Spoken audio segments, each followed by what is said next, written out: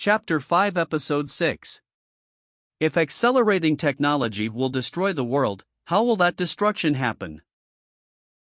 Welcome, Dwarf King Dagondano. Thank you for meeting me and traveling such a long distance to see me. My name is Rado. It didn't feel like a long distance, because I transferred here from my bedroom with a long-distance transfer magic item. It didn't take any effort to get here. But where the hell did you get that transfer magic item? Ruins? Dungeon? If you still have some leftovers, would you be willing to sell them to me for research? If you can't sell them, can you show them to me and let me touch them? Just let me see, touch, and smell them for a minute. Nemumu leads the Dwarf King to the reception room on the 4th floor of the giant tower. Like Ellie, Rado put on the SSR recognition-blocking hooded mantle and met the Dwarf King. May follows behind him, and she doesn't hide her face. 2 fairy maids are waiting for them in the reception room.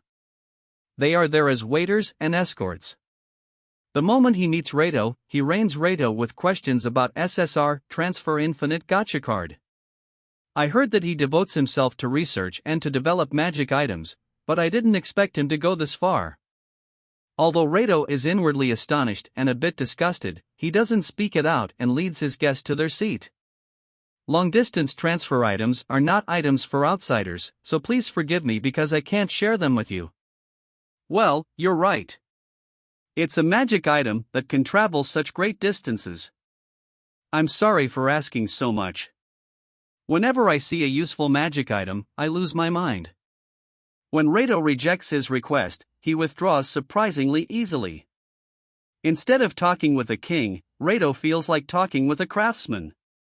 It was just like what he had heard from Lilith. Dagon did not want to be the king of the Dwarf Kingdom but was forced into it by other craftsmen. Imposing the throne on each other is a thing that is hard to imagine in other countries. After Dagon calms down, Rado offers him to sit down. The fairy maid pulls up the chair for them, and they sit facing each other with the table in between. May puts cups of tea in front of us and steps back. Once she steps back, I start to talk. First of all, I would like to thank you for coming all the way here to meet with me, even though I invited you in a very impolite way. I have some questions I really wanted to ask the Dwarf King. Dagondano, please excuse my rudeness. Since he is invited as a guest, Rado treats him normally without intimidating or behaving like a superior. Dagon lightly raises his hand to show his appreciation to May, then holds the teacup and drinks it. His attitude is more like an old uncle's visiting his relative's house than a king's. As I said before, the long-distance transfer item makes the trip quick and easy. By meeting you and answering your questions, I will receive a fantasy-class magic item comparable to the national treasure. You don't have to worry about that at all. In fact, I would accept any meeting that gives me a fantasy-class magic item. Gahahahahaha. He laughs happily. Rado's image of the dwarf races was fixed on the grumpy Nano, but he is too easygoing and makes it slightly difficult for Rado to grasp the distance between them. Dagon did not care about Rado's confusion and continued to talk. The assassin said that you want to know about the master. I don't know much either. Are you okay with that? Yes, that's fine. Dagondano, may I ask what you know about the master? No problem. First of all, what is the master? Dagon began to talk, but most of what he said was already known, and no new information was included.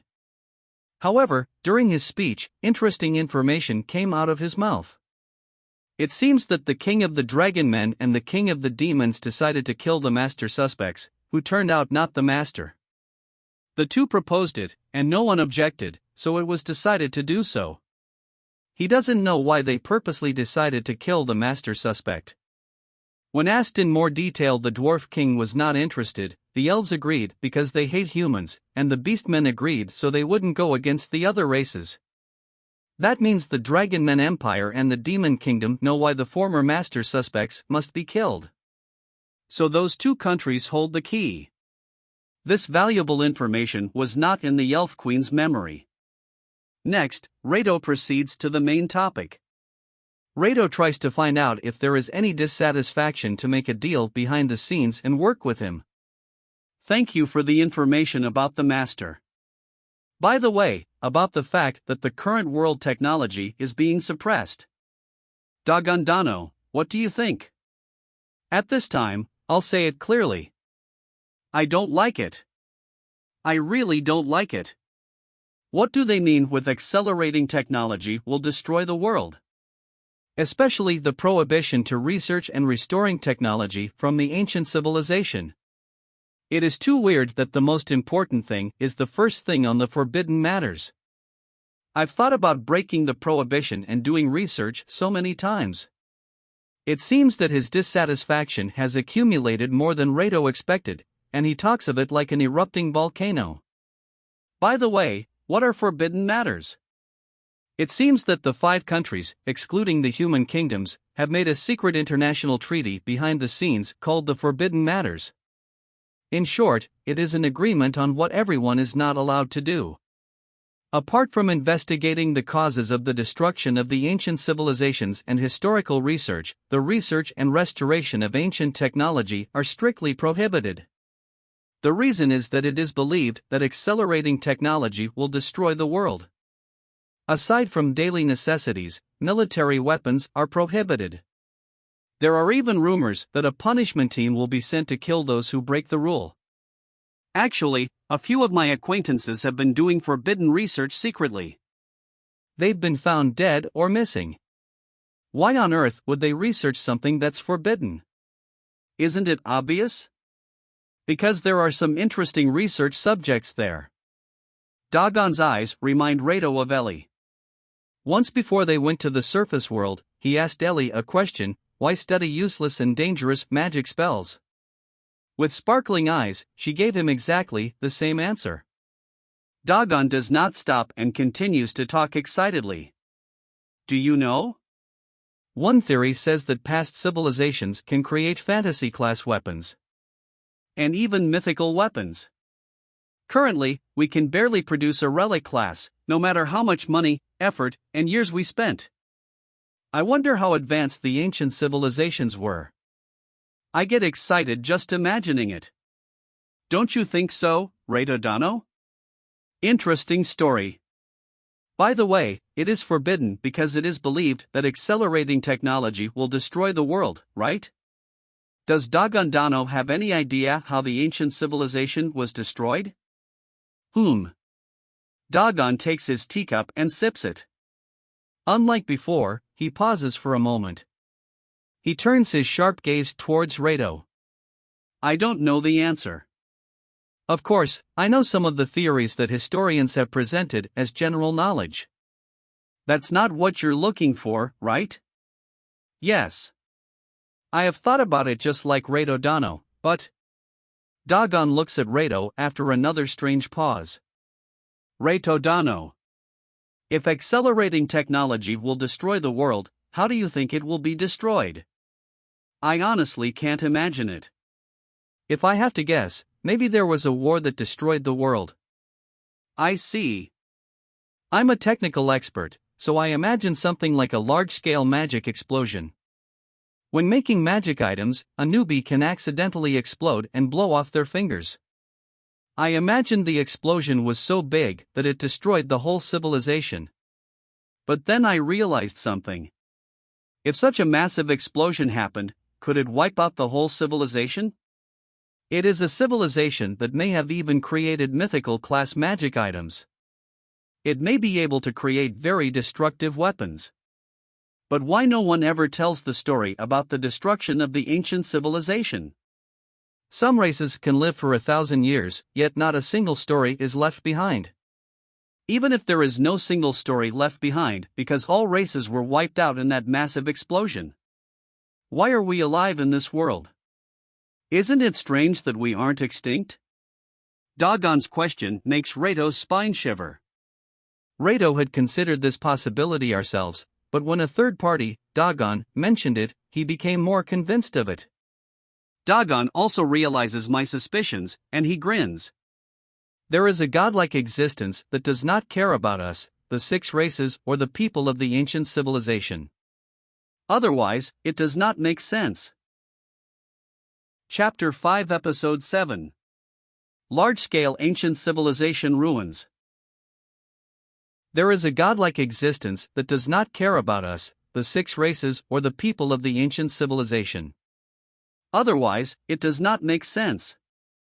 Dagon described the existence that destroyed the ancient civilization as God. Rado folds his hands and thinks about the meaning of that word. God, I see. That is just like an existence that appears in fairy tale stories. If God is a metaphor, would you say that an existence other than the master corresponds to it? Or is it something entirely different, or evolution or enhancement of the master? Rado continues to listen to Dagon's theory while thinking about it. I am interested in the master's technology, but I honestly don't care about anything else. The reason why the ancient civilization was destroyed, and whether there is a higher existence than us, is for scholars to investigate. There is no answer to that question now, and there is nothing we can do about it. If you still want to know more information, you have to ask the dragon race and the demon race. Dagon plays with his beard and explains the reason. The quantity and quality of information differ greatly depending on the race. We dwarves are technical, and the elves are concerned with the blood and lineage of the master. Humans and beastmen are not given much information. However, the dragon men and the demons have more information than the other four races. I would not be surprised if those two races knew the existence of the god that destroyed civilization. The only problem is, their countries are much bigger, and their military power is greater than ours. I think it's impossible to discuss with them as we did in this secret meeting. In fact, the secret meetings with the human kingdom and dwarf kingdom are exceptions. The only way to extract information is by forcing them to bow down like the elf queen nation. As Dagon pointed out, the dragon men and demons are literally bigger and more powerful than the other nations. Before building their strength underground and advancing to the surface world, Rado knew the dragon men and the demons would be the two most troublesome enemies. Currently, he controls the elf queen nation from behind the scenes. He successfully communicates with the human kingdom and the dwarf kingdom to gather information. But this is only the early round. The threat level of the other two countries is much higher than the others. But as Dagon pointed out, if I want to get more information, I need to deal with the two nations. Well, I've said a lot of things. But actually, there is another way. Another way to know the truth about the destruction of the ancient civilization. That is, excavating the ruin of the ancient civilization. As Rado is thinking about how to bring down the two countries, Dagon casually speaks. He smiles and looks at Rado. Between you and me, there is actually a large-scale ancient civilization ruin that has been secretly secured by the dwarves for generations. Moreover, the ruins are still in good condition and in underground. If we explore these ruins, I think there is a high possibility that we will discover the truth about the cause of the destruction of the ancient civilization. Anyway, there is a theory that the ancient civilization has created mythological class magic items. There is a high possibility that clues in the ruin will lead us to the truth. Isn't it the job of the scholars to investigate the ruins? What Rado Dano wants is the truth. I want the technology of the ancient civilization. Since we want different things, I think we can share the same goal, am I right? I see. So what do you want? I want to work together to conquer the ruins. Dagon leans forward. We have sent out many investigation teams to that ruin of the ancient civilization for years, but no one has returned yet. Even the best adventurers with the best dwarf weapons. I can't guess how high the levels of your men are. But if you have an assassin who can break into my bedroom undetected, you must have other skillful men under your command. Am I right? I want them to conquer the ruin of the ancient civilization that the dwarves have kept secret for generations. That is an interesting story. But isn't there no guarantee we can find what we want there? That's true, but the possibility is high. Just by looking at it, you can tell that it is the ruins of the ancient civilization that was built using unparalleled technology. That is why the dwarf kings have kept them secret for generations. I don't want this leaked to the outside world, sabotaged, or confiscated by the dragon men, elves, and demons. I'm sure Rado Dano would agree if you have seen it. Something is definitely there. Of course, I want the technology and artifacts as many as possible. Still, if there is something you want, you have the priority to choose. Rado Dano can have all the gold, silver, and other treasures. I will also provide everything you need. So what do you think? Will you cooperate with us?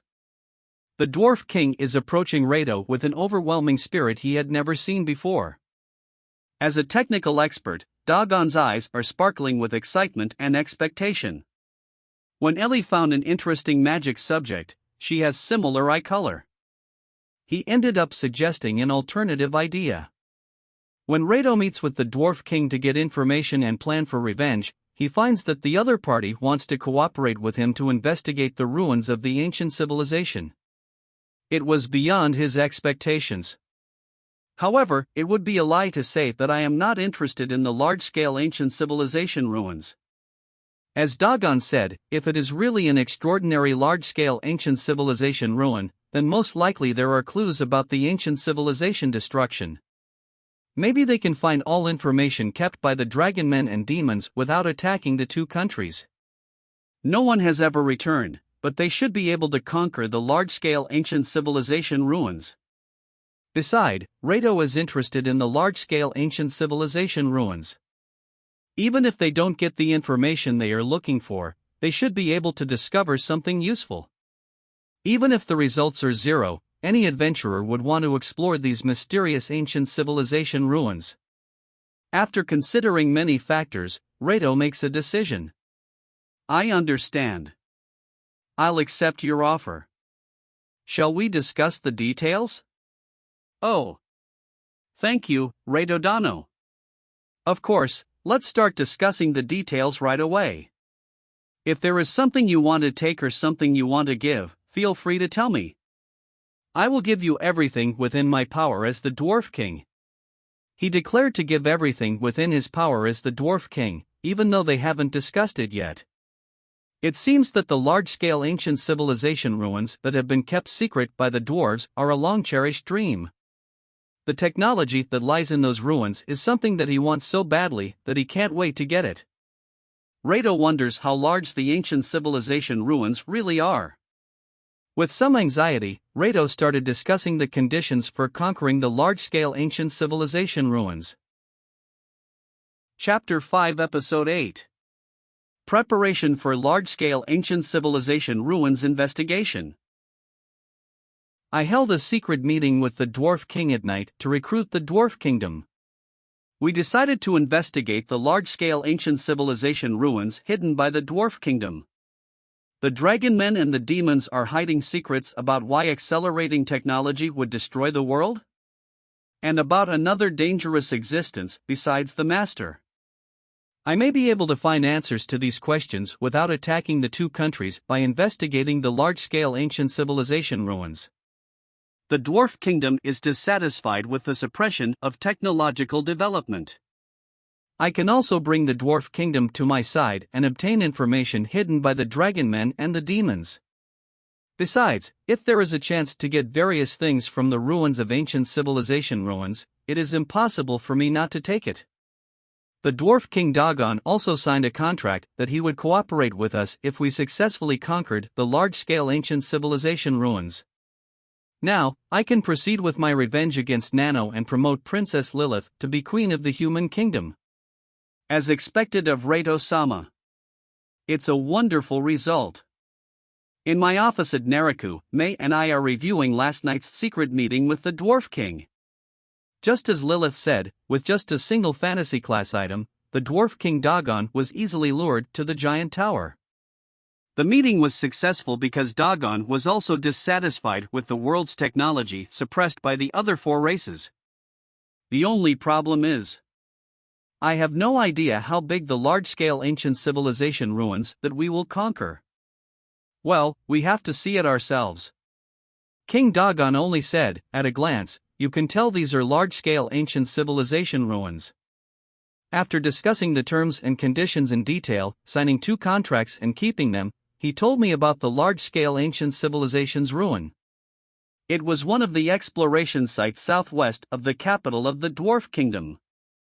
Apparently, they discovered it during the exploration. After the discovery, they identified them as large-scale ancient civilization ruins. Since then, they have kept it hidden from other races. More than 1,000 years have passed since the discovery. Although the best adventurers equipped with the best weapons made by dwarves had been sent out several times, no one has ever returned. Therefore, there is no other information. I know what he means, but it sounds tricky. We can only go and see the site ourselves. May also remembers Dagon's words and sighs lightly. I asked him if he had any other information, but he only said, I can't explain it to you unless you see the site. As a result, I don't have the ruins map or information about the enemy's characteristics. Well, dwarves are not good at trickery, so I think it's not a trap. Anyway, we should assume the ruin is more dangerous than Naraku and do our best. On that day, the dwarf King Dagon and some other dwarves will go there with us. If it is just us, it would be easier for me as a maid because I don't have to take care of them. But he insisted on going with us. May sighs lightly again. When Dagon learned that we have many long-distance transfer magic items, he asked me to take him to the ruins. According to Dagon, long-distance transfer magic items are very rare.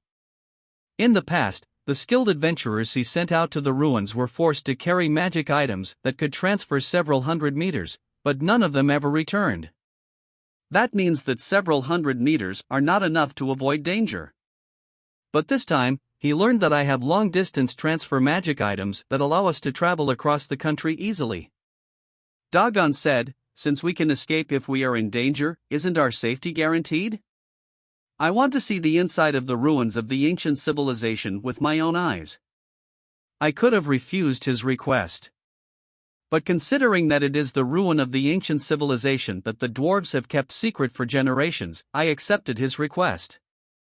If it turns out to be too difficult, they can go back, and we can explore the ruins on our own. Therefore, the Dwarf King and some dwarves will accompany us as investigators. I also feel intrigued about large-scale ancient civilization ruins, so I understand his feelings. As long as they don't slow us down and we are careful, we will be fine. We will intercept the enemies, but I have told them they are at their own risk inside the ruins. I am sure they understand that. Ellie is helping develop the town around the giant tower. Aoyuki is busy watching over Naraku and the giant tower, isn't she? Then maybe I will explore the ruins with Mei, Nizuna, Mara, and Suzu.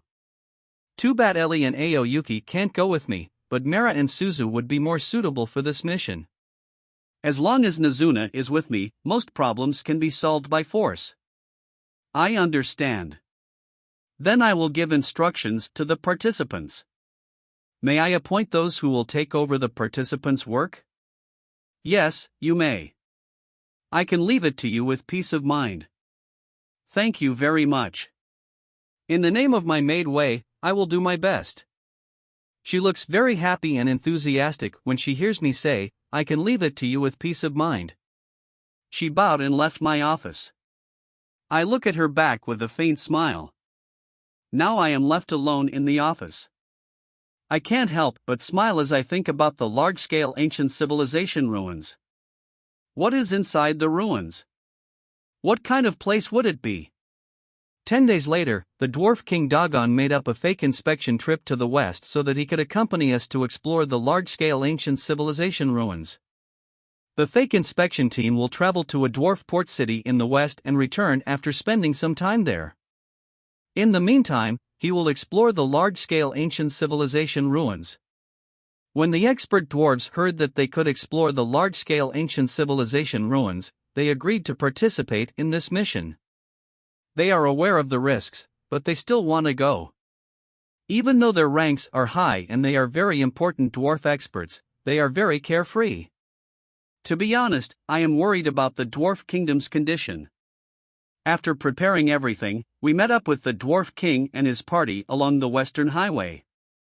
Then we will part ways with the fake inspection party and head to the large-scale ancient civilization ruins. What on earth is inside the ruins? What will come out of the ruins? Snakes or dragons? I muttered lines full of expectations while looking at the clear sky. Chapter 5 Episode 9 Large-Scale Ancient Civilization Ruins Entrance. However, they are dwarves. They took advantage of the mountains and volcanoes and excavated many useful resources. Many dwarves specialize in mining and exploration, and many resources have been unearthed. At the same time, many dungeon-like caves and ruins have been discovered by the dwarves. The large-scale ancient civilization ruins are one of them. The large-scale ancient civilization ruins are most likely stretching underground and crossing over the mountains and forests on the border of the Elf Queen Nation. This means that not only interference from other races, but the Queen Elf Nation might demand them to hand over any useful magic items or materials they found on that site. That is why they could not publicize the large-scale ancient civilization ruins' existence. Since most of the forests are currently owned by the Giant Tower, they can explore without worrying about the Elf Queen Nation's demand for their share. And here is the ruin of the ancient civilization that the dwarves have kept secret for generations. I see. Now I understand what you mean by "you'll understand once you see it." That's right. This is spectacular. So many buildings and tools I've never seen before, my lord. What a surprise. I've never imagined a place like this. Keek keek keek. After passing through a narrow tunnel, we saw this scene. No wonder you were surprised. Not only me but all the participants. Mei, Nazuna, Mara, Suzu and Rock are all astonished. Dagon strokes his beard proudly when he hears their words. We entered a tunnel dug by the dwarves for exploration, and halfway through the tunnel turned into a bigger cave. The ceilings are high and spacious enough to accommodate a small town. There are facilities, equipment, metal cranes, and buildings that look like warehouses. Dagon and some dwarves walk ahead to guide us. We follow them. According to our elders' research, the architecture is completely different from those on the surface world. Our elders have concluded that it was built by an ancient civilization.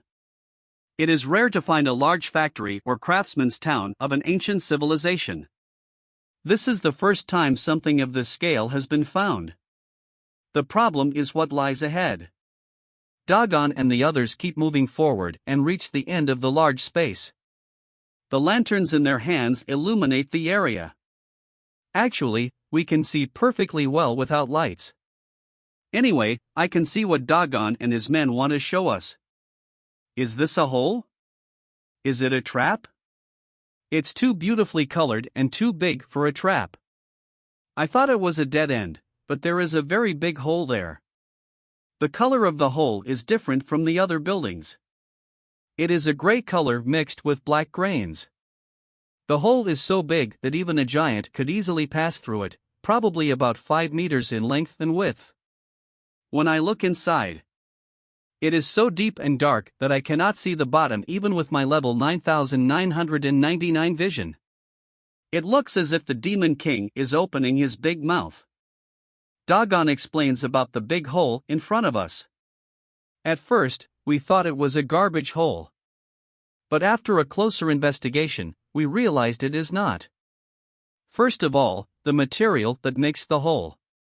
You can see that it's a different color than the buildings in this space.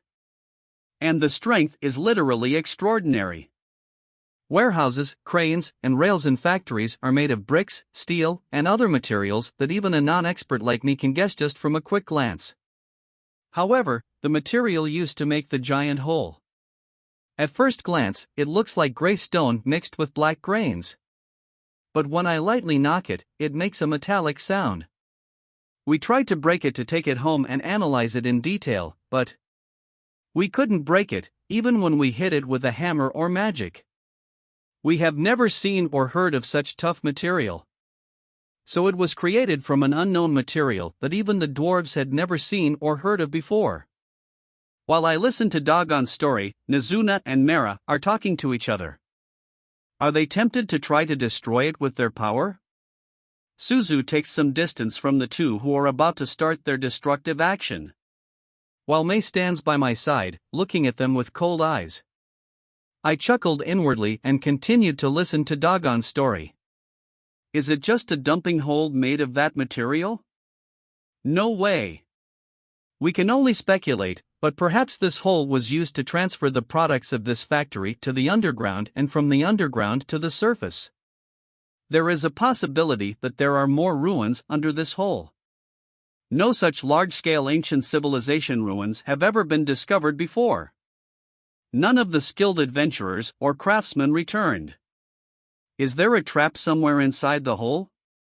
Or are there powerful monsters waiting at the bottom of the hole? After Dagon saw Nemumu's skill and knew I had long-distance transfer magic items, he asked me to help him explore the large-scale ancient civilization ruins. It is not for half-baked adventurers. They would just go there to die. What do you think? Can we get to the bottom? Mei, what do you think? No problem. No matter what kind of traps lie inside the hole, I should be able to get you down safely with my magic thread. Mei creates magic threads with her magic power. She can change its softness, shape, material, and hardness by controlling it with her magic power.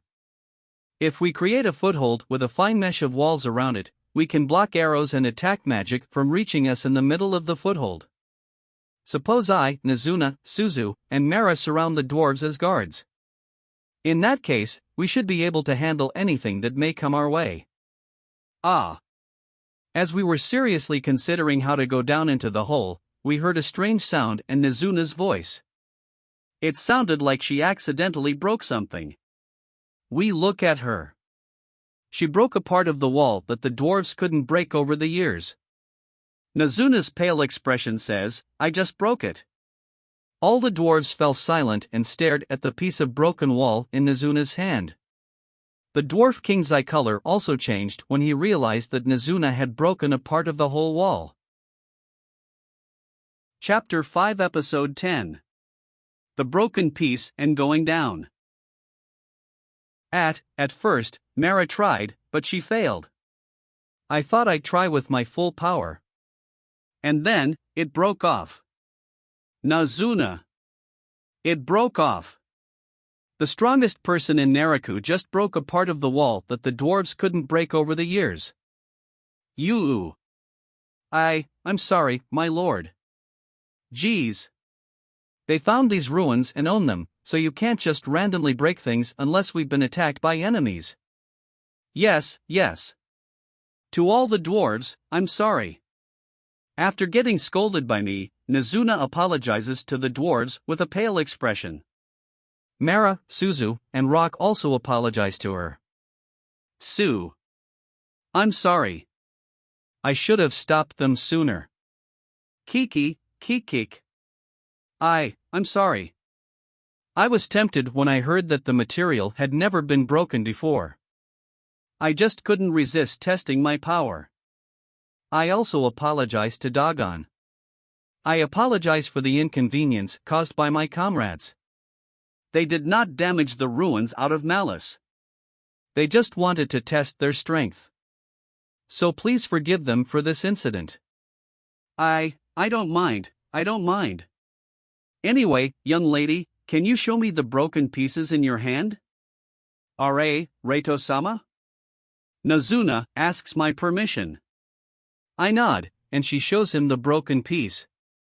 Not only Dagon but other dwarves gather around Nazuna like ants swarming sugar. Yoo-hoo! Finally, we got a piece of the unbreakable wall. King Dagon! Let me see it. Me, too. Let me see it, let me touch it, let me take a little sample. Wait. Don't be greedy. Let me take a closer look. Dagon looks closely at the broken piece. The broken piece kept changing hands as they took them from each other and started coming up with ideas for experiments. During this process, a fight breaks out among themselves over who has the right to keep the broken piece. My lord. Did I do a bad thing? Nazuna clings to my arm with a confused expression. Suzu and Mera also distanced themselves from the dwarves, who began to fight over the broken piece. Even Mei is pressing her temples with one hand because of this unexpected situation. I also press my temple in the same way. It's okay. It's not Nazuna's fault. We just underestimated the dwarves' passion for creating things. I did not expect them to start a fight over a single piece of the wall. The dwarves were so enthusiastic that they didn't think of the option of asking Nazuna to take more pieces for each of them. That shows how much they want that piece as a sample of the new material. Before the fight gets more violent, I shout. Why don't we ask Nazuna to get more pieces for each of you? And they start to calm down. I asked Nazuna to get 4 more pieces, and all 5 dwarves participating in this mission received the pieces with smiles on their faces. After they finish storing away the samples, they look at Mei. She is already done preparing to go down the hole. She nods silently and gets into a cage made of her magic threads. As the one who made it, she has to show that the cage is safe. She enters the thread cage and raises her right hand with an open palm. I created this box with my magic thread. I have tied the threads to several buildings here for support, so you don't need to worry. The threads will not break even if the number of people riding it doubles. We will surround you, so please stay in the center of the cage so we can easily protect you. Mera. If there is a problem with Mei's magic thread, you will handle it. Keek. Leave it to me, Reito-sama. Mera is determined to atone for her mistake. Even if the magic threads break, Mera should be able to keep everyone from falling to the bottom of the hole by transforming her body. She is the most suitable to be Mei's backup. At first, we planned to go down to the hole using SR flying. But we were not sure if we would be able to respond immediately if the dwarves under our guard suddenly made a move. In the end, we decided to use this method to go down. Reito-sama. Mei looks at me as if to say, I want Reito-sama in the center of our protection. I pretended not to notice that and let Dagon and the others get on first. If I am in the center, the burden on Mei and the others will increase. Above all, we are going to explore an ancient civilization ruin. I can't put myself in a safe zone by letting my friends take the danger. After making sure everyone is inside the cage and closing the door, we begin to go down. We go down slower than I thought we would. If we go down too fast, it will put a strain on our bodies. Mei answered Dagon's question. He understood and nodded. We go down slowly to the bottom of the hole. Even though more than 10 minutes had passed, there was no sign that we had reached the bottom. Mera was constantly wary of monsters or traps. Finally, she laughed. Keek. Just how deep is this hole? There is still no sign of an exit, not even a sign of people or monsters. If someone tells me that it's connected to Evil God's place, I'll believe it. Mera, don't say scary things. The timid Suzu nodded at Mera's words with a face so pale that anyone could see it even in this darkness. Suzu hates scary stories. Sometimes she cries when she hears scary stories from the fairy maids. But I think ghosts or zombies wouldn't be a threat for someone as strong as she is. A few minutes later, Mei notices something unusual. It seems that the thread she is hanging down below the cage has reached the end of the hole. Everyone, we will reach the end of the hole in about 100 meters.